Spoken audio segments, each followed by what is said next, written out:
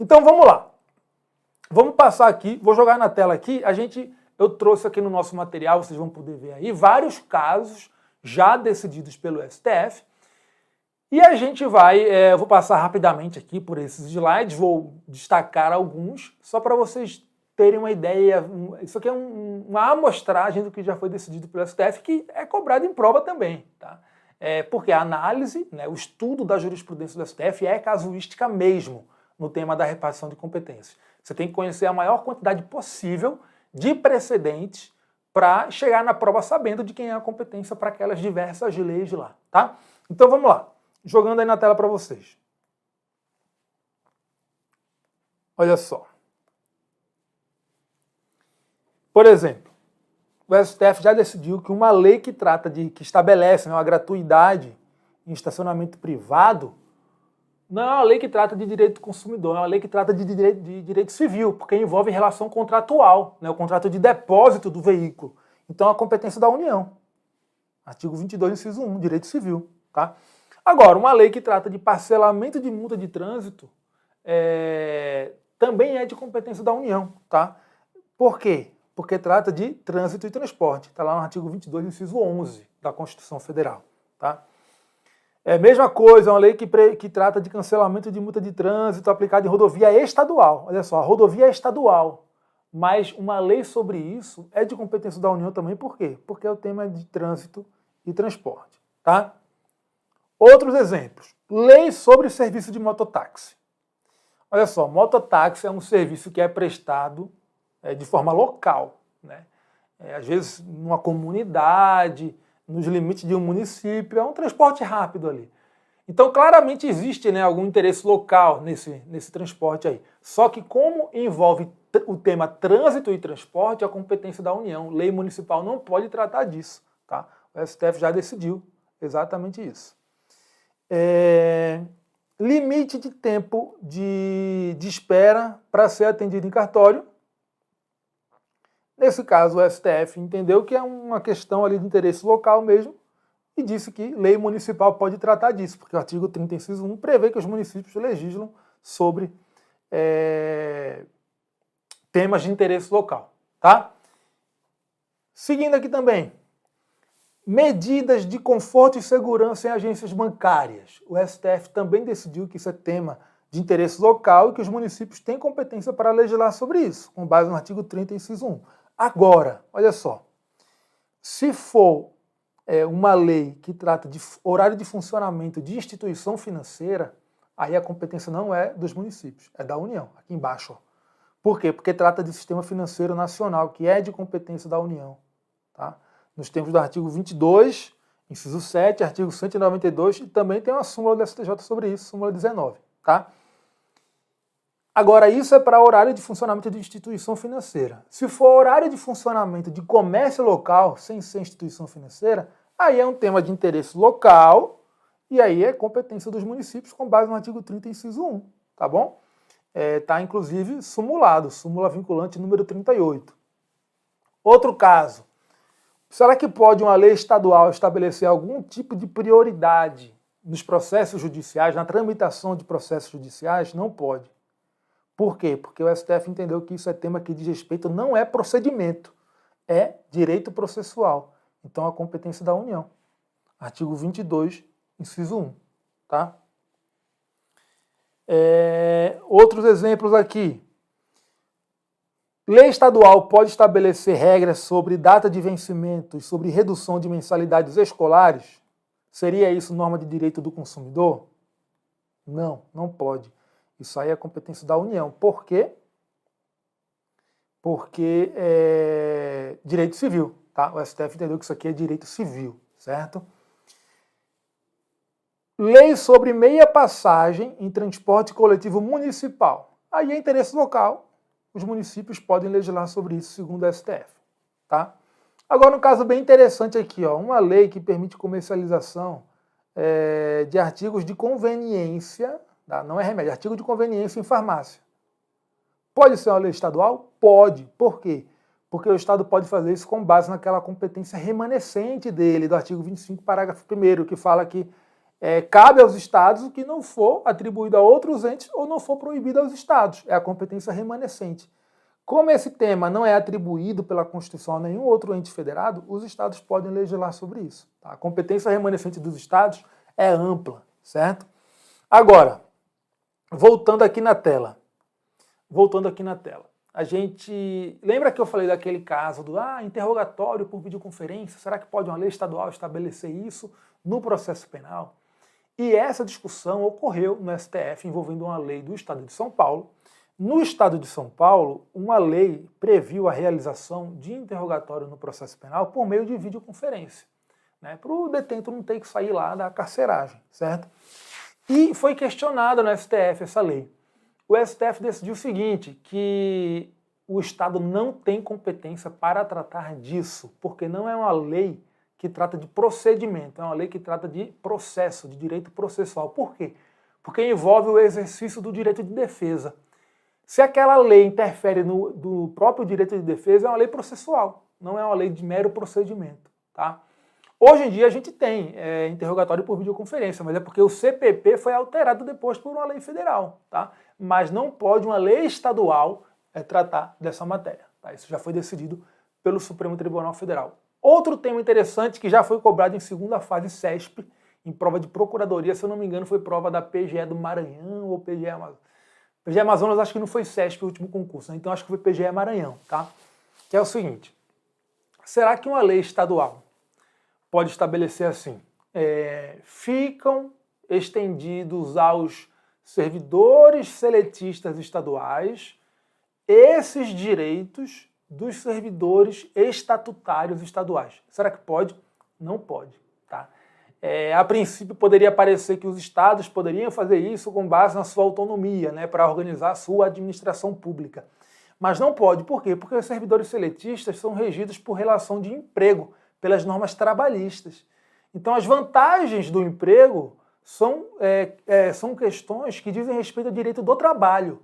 Então, quando uma norma estende determinadas vantagens aos servidores seletistas, ela está tratando de direito do trabalho. Isso é competência privativa da União, artigo 22, inciso 1. Então, uma norma estadual não pode estender aos servidores seletistas vantagens que são dos servidores estatutários daquele estado, porque viola a competência da União em direito do trabalho. Tá? Isso é entendimento do STF. No TST, esse entendimento é ignorado. Tá? Já fica o alerta aqui. Porque o TST entende possível uma norma estadual prever a aplicação para servidores seletistas de direitos dos estatutários, tá? Mas não pode, isso aí é uma questão de legislação federal por conta da competência da União para tratar de direito do trabalho, tá? Mas em uma prova de carreira trabalhista, você já sabe o entendimento do TST, tá? Outra questão interessante aqui, será que uma norma estadual pode tratar sobre critérios de qualidade de meio ambiente do trabalho, né? Então, vou estabelecer aqui determinados critérios para nós aferirmos o grau de qualidade do meio ambiente do trabalho aqui no âmbito do Estado. Será que pode fazer isso? Não pode. Por quê? Porque isso, segundo o STF, diz respeito a direito do trabalho e não a direito ambiental. Tá? Então, critérios de qualidade do meio ambiente do trabalho, do ambiente de trabalho, são questões que dizem respeito a direito do trabalho, não a direito ambiental, então a competência privativa da União. O STF decidiu isso na ADI 2609. Agora, teve um caso que também envolvia o ambiente do trabalho, mas não só o ambiente do trabalho, envolvia outras coisas, que foi um caso envolvendo o amianto. Tá? Uma norma estadual que tratava da tolerância da presença do amianto no ambiente do trabalho e também em outras questões. Tá? Olha só, era uma norma que tratava de limites de tolerância à exposição ao amianto no ambiente do trabalho, e aí o STF entendeu que não se tratava aí de simples norma de direito do trabalho, mas sim de norma de direito ambiental, porque envolvia inclusive o quê? Controle da poluição e proteção da saúde. Então era direito ambiental e a disciplina do direito à saúde, que são dois temas de competência legislativa concorrente. Então, quando tratou de amianto, presença do amianto no ambiente do trabalho, exposição das pessoas ao amianto, graus de tolerância de exposição das pessoas ao amianto, aí não é direito do trabalho segundo o STF. Isso aí é direito ambiental e direito à saúde, que são temas de competência concorrente, então os estados podem legislar sobre isso. Olha só a ementa, essa aqui vale até a pena a gente parar para ler, tá? Deixa eu jogar na tela aqui. Olha só aí. Essa ementa falou o seguinte: a despeito da nomenclatura, preceito normativo estadual definidor de limites de tolerância à exposição a fibras de amianto no ambiente de trabalho, não expressa norma trabalhista em sentido estrito, e sim norma de proteção do meio ambiente, no que abrange o meio ambiente do trabalho, controle de poluição e proteção e defesa da saúde. O amianto é uma coisa tão grave que não se limita ao ambiente de trabalho. Ele envolve questões do meio ambiente em sentido amplo, né, controle de poluição, e também questões atinentes à saúde. Então são temas de competência concorrente, tá?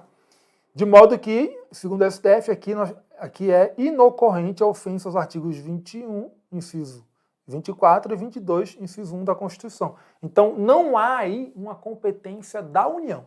Aqui nós temos, quando se trata de amianto, competência legislativa concorrente para tratar de meio ambiente e de saúde, tá? E aqui no meio ambiente entenda também o combate à poluição, tá certo?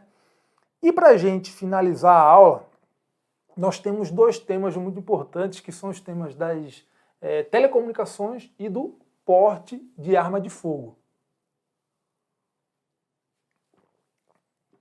E aqui é o seguinte, telecomunicações é um tema de competência legislativa privativa da União e competência administrativa exclusiva da União, tá? Então, tenham isso em mente, essa premissa. Olha só o artigo 21. O artigo 21 da Constituição fala o seguinte: compete à União, que é a competência administrativa exclusiva da União, tá? Explorar diretamente ou mediante autorização, concessão ou permissão os serviços de telecomunicações. Então, telecomunicações, competência administrativa exclusiva da União.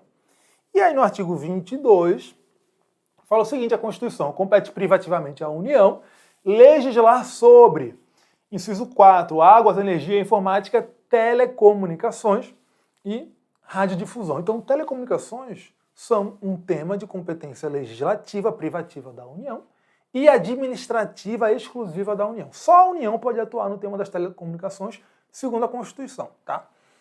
Por conta disso, o STF, ao longo do tempo, né, ele firmou a sua jurisprudência no sentido de que diversas leis estaduais que de alguma forma tratavam de telecomunicações, ainda que a pretexto de proteger, por exemplo, o consumidor, eram inconstitucionais por violar a competência da União no tema das telecomunicações.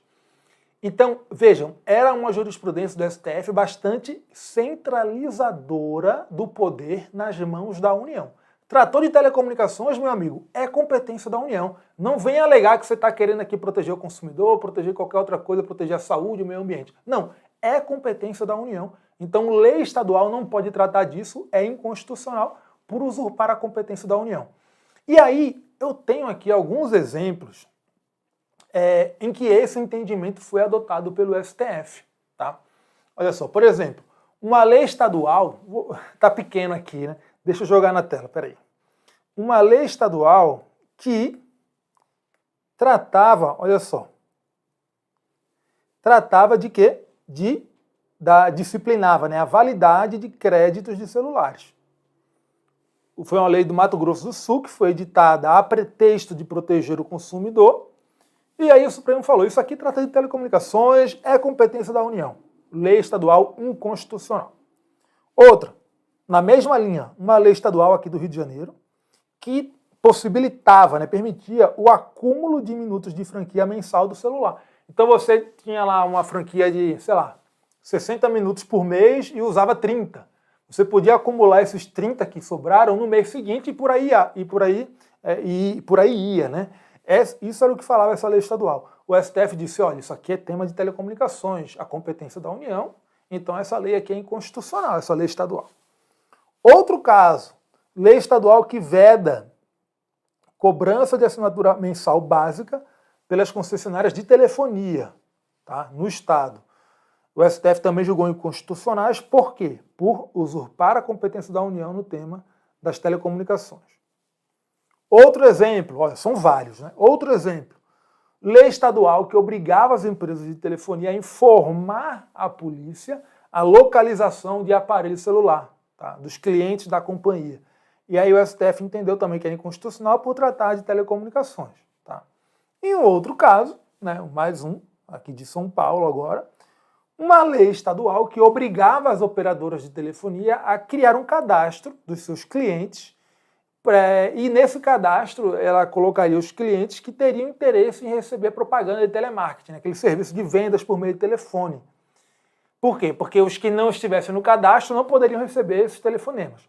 E aí o STF entendeu que essa lei era inconstitucional. Por quê? Porque violaria a competência da União, porque é tema de telecomunicações. Tá? Então, a jurisprudência do STF sempre foi farta no sentido de impedir que os estados legislassem sobre aspectos que dissessem respeito de alguma forma ao serviço de telecomunicações. Ainda que o intuito fosse, por exemplo, proteger o consumidor. A gente sabe que direito do consumidor é tema de competência concorrente. E aí os estados iam lá e criavam leis estabelecendo alguns direitos do consumidor na relação deles com as operadoras de telefonia, mas o STF dizia isso aí é inconstitucional, porque trata de telecomunicações e a competência da União. Tá? Isso aí, por muito tempo foi assim no STF.